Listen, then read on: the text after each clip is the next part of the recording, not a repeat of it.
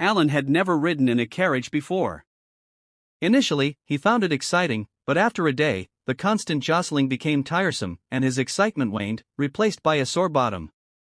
For 11 days, Alan endured the bumpy ride, stopping only to buy food. When the carriage finally entered the bustling Silverglow city, his fatigue vanished, replaced by awe at the luxurious buildings, wide streets, and colorful clothes. Alec and his son, doubting Harold's claims, accompanied them to the Silverglow Warrior Academy to expose what they believed were lies. The academy, sprawling over a vast area in the city's eastern part, shared its land with the Silverglow Arcane Academy. They arrived at the Warrior Academy during the last few days of the enrollment period and didn't have to wait long for the test. The admission process was simple, a chi talent test recommended by a local warrior instructor. If the child's chi talent met the standard and they were under 12, they were admitted, albeit with expensive tuition. A man in his 30s, impatient with their rough appearance, dismissively asked, "Which child can release chi? Have him follow me inside." Harold urged Roy to follow the man into an elegantly decorated room. Alec and his son smirked, expecting Roy to fail. Suddenly, the man's astonished voice echoed from the room, calling for Teacher Searle, an advanced warrior. The group outside was stunned, not expecting such a reaction. 10 minutes later, the man and Searle, wearing bright scale armor, emerged with Roy. Searle, imposing and authoritative, asked, "Who is the guardian of this child?" Harold, overwhelmed, answered, "I am his caretaker."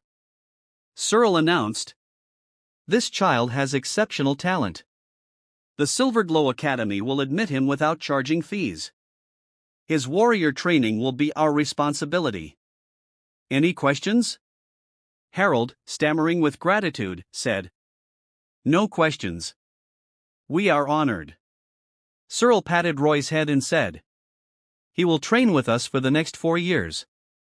You can rest easy. Roy, train hard. You are the hope of our village." Harold, tearful, bid farewell, his emotions visible. "Uncle Harold, I won't disappoint you. Tell my parents I will return as a great warrior," Roy promised, his eyes red. Alec and his son were shocked, realizing Roy's extraordinary talent. Alan, less sad about the parting, knew he could visit Roy often, as the Arcane Academy was nearby. The group then headed to the Silverglow Arcane Academy.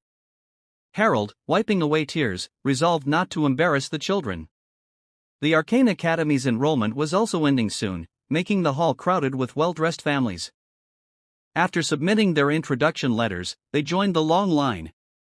Despite the crowd, the hall was quiet, parents keeping their children in check. A boy whispered to Alan, asking how many arcane orbs he had lit up. Proudly and loudly, Alan replied, "I lit up 2 arcane orbs."